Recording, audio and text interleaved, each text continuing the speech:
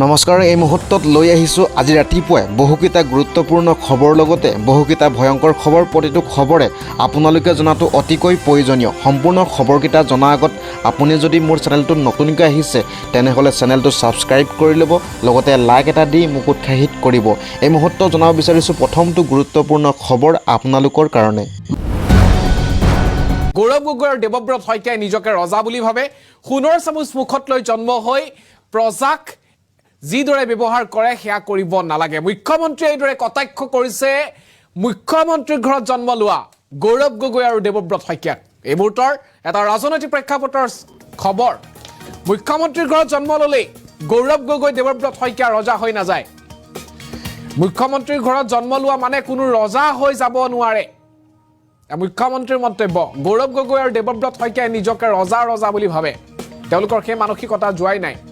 কোনো লোকক বাওনা বুলি ক'ব নাপায়। মুখ্যমন্ত্ৰীয়ে এটি শাৰীৰিকভাৱে অক্ষম লোকৰ লগত বাৰ্তালাপ কৰিছিল, সেয়াকে বাওনা বুলি কৈছিল দেৱব্ৰত শইকীয়াই। আৰু ইয়াৰ পিছতে মুখ্যমন্ত্ৰীয়ে প্ৰতিক্ৰিয়া আগবঢ়াই কৈছে, আমি ৰজা, নিজকে সোণৰ চামুচ মুখত লৈ জন্ম হৈছো বুলি ভাবিব নালাগে গৌৰৱ গগৈ, দেৱব্ৰত শইকীয়াই।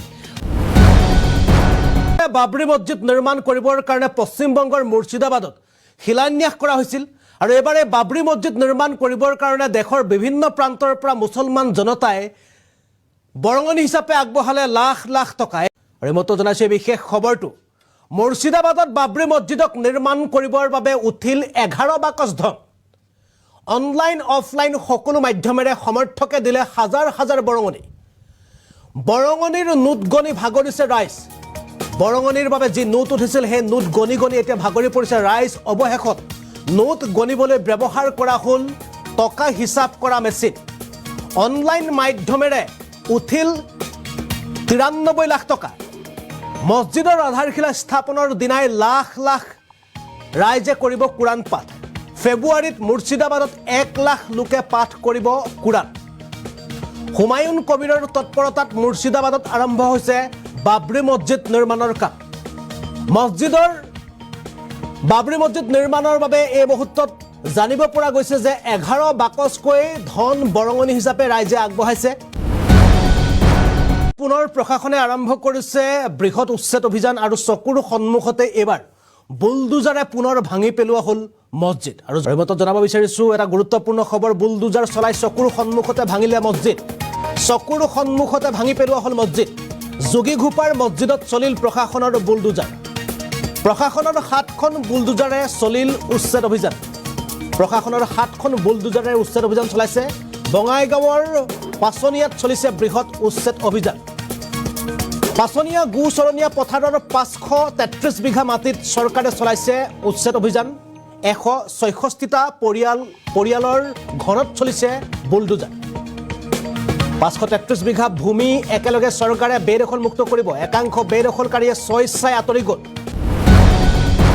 পুনৰ প্ৰাণৰ শিল্পী জুবিন গাৰ্গক লৈ চাৰ্জশ্বিটক লৈ এইবাৰ বিস্ফোৰক মন্তব্য কৰিছে মুখ্যমন্ত্ৰী ডক্টৰ হিমন্ত বিশ্ব শৰ্মাই। মুখ্যমন্ত্ৰীগৰাকীয়ে কৈছে যে চিকিৎসকৰ বাধাৰ পাছতো কিয় সাগৰলৈ লৈ যোৱা হৈছিল জুবিন গাৰ্গক কিয় সাগৰলৈ নিয়া হৈছিল।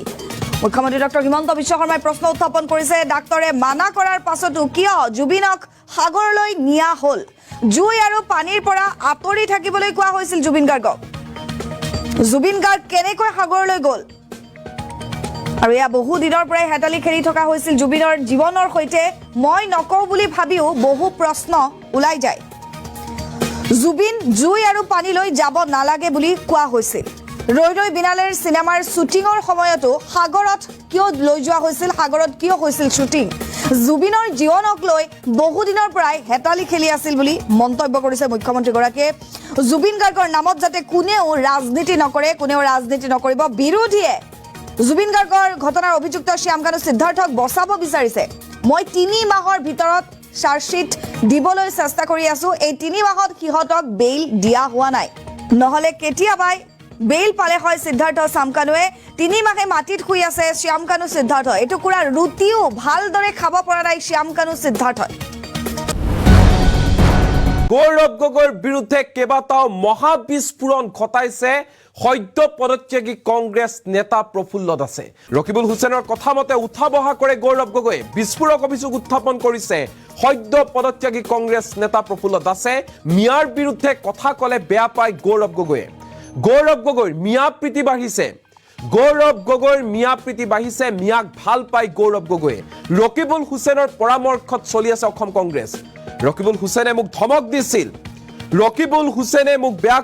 মোক ধমক দিছিল এতিয়া স্বাভিমানী অসমীয়াই কংগ্ৰেছ কৰাটো অসম্ভৱ হৈ পৰিছে কোনো স্বাভিমানী অসমীয়াই কংগ্ৰেছ কৰিব নোৱাৰে তেনে পৰিৱেশ বৰ্তমান সময়ত কংগ্ৰেছ দলত নাই মিয়াক বেয়াকৈ কোৱা ভিডিঅ' দিলেও বেয়া পায় গৌৰৱ গগৈয়ে বেছিকৈ গুৰুত্ব দিয়ে ৰকিবুল হুছেইনক কংগ্ৰেছৰ আন নেতাক গুৰুত্ব নিদিয়ে গৌৰৱ গগৈ কেৱল মাত্ৰ ৰকিবুল হুছেইনক গুৰুত্ব দিয়ে ৰকিবুল হুছেইনৰ কথা মতে কংগ্ৰেছ দলটো চলি আছে বাকি লিডাৰক গুৰুত্ব নিদিয়ে গৌৰৱ গগৈয়ে কংগ্ৰেছৰ লক্ষ্য 2026 নহয় কংগ্ৰেছৰ লক্ষ্য 2031ৰ নিৰ্বাচনে ৰিপুন বৰা প্ৰদ্যুৎ বৰদলৈ গৌৰৱ গগৈৰ বাবে বাটৰ কাইট বুলি মন্তব্য কৰিছে প্ৰফুল্ল দাসে নিষ্ঠাবান সাধাৰণ পৰিয়ালৰ কৰ্মীৰ সপোন সাৰখাৰ কৰিব গৌৰৱ গগৈ এনেধৰণে মহাবিস্ফোৰণ ঘটালে সদ্য পদত্যাগী নেতা প্ৰফুল্ল কুমাৰ দাসে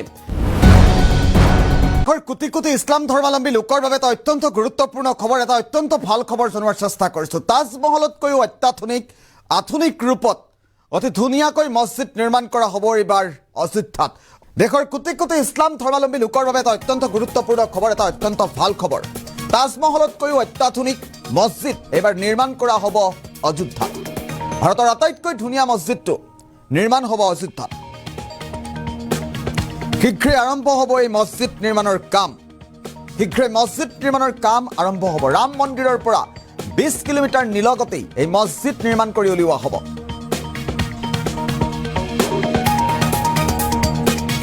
আৰু উচ্চতম ন্যায়ালয়ৰ নিৰ্দেশত নিৰ্ধাৰিত ভূমিত নিৰ্মাণ হ'ব 2026ৰ এপ্ৰিলৰ আৰম্ভণিতেই আৰম্ভ হ'ব কাম মছজিদ চৌহদত থাকিব চিকিৎসালয় পুথিভঁৰাল park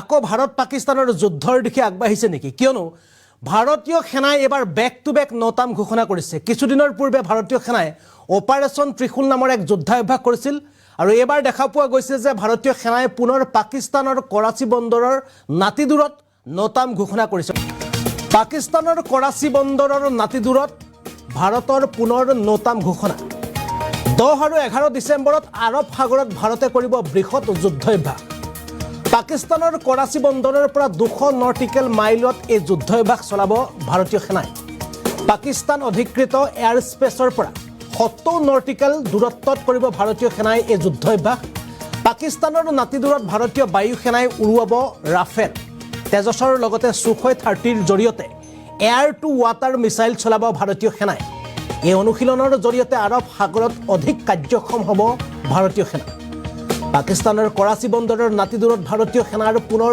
নতাম issue not to airmen অৰ্থাৎ 10 আৰু 11 ডিচেম্বৰত ভাৰতীয় সেনাই যি নতাম ইছ্যু কৰিছে যিখিনি অঞ্চলত ভাৰতীয় সেনাই যুদ্ধাভ্যাস চলাব সেই অঞ্চলৰ আকাশৰ ওপৰেদি কোনো দেশৰ কোনো ৰাষ্ট্ৰৰ বিমান উৰিব নোৱাৰিব